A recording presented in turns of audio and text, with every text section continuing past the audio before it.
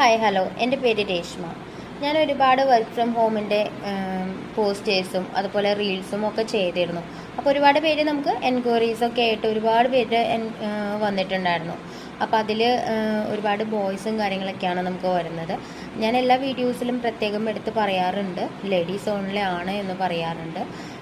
പിന്നെ അതുപോലെ തന്നെ നമുക്ക് ഒരുപാട് ഇൻസ്റ്റയിലായാലും ഫേസ്ബുക്കിലായാലും യൂട്യൂബിലായാലും ഒരുപാട് കമൻസൊക്കെ വരുന്നുണ്ട്.